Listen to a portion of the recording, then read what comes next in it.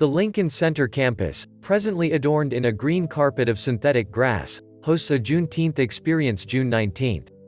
Sachyn Mital, Lincoln Centerhide captiontoggle Sachyn Mital, Lincoln Center. The Lincoln Center campus, presently adorned in a green carpet of synthetic grass, hosts a Juneteenth experience June 19. Sachyn Mital, Lincoln Center. The U.S. Congress this week established Juneteenth, a commemoration observed in communities and cities across the country for more than 150 years to mark the day slaves in Texas were informed of their freedom, as an officially recognized federal holiday.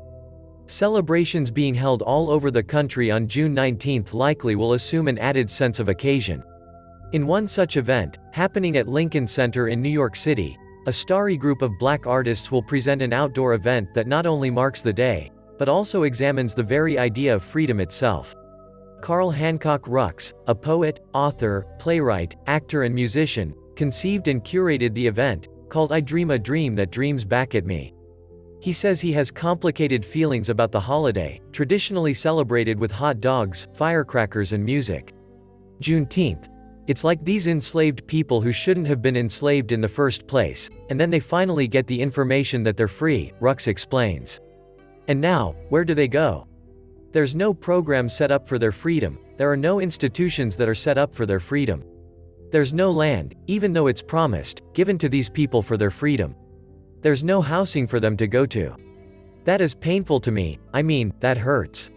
Carl Hancock Rux performing his Asphalt at CalArts REDCAT in Los Angeles, California.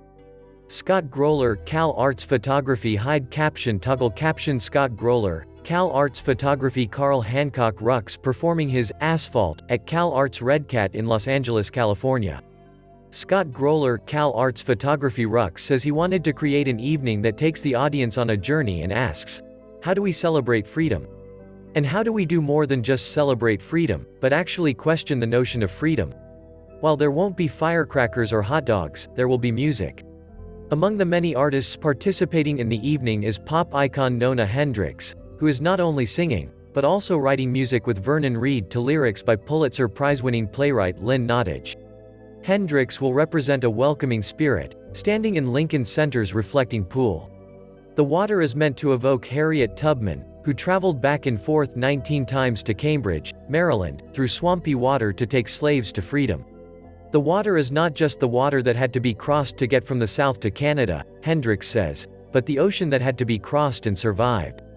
So, water is a very sacred thing. It's used in baptism, it's used in all of these things.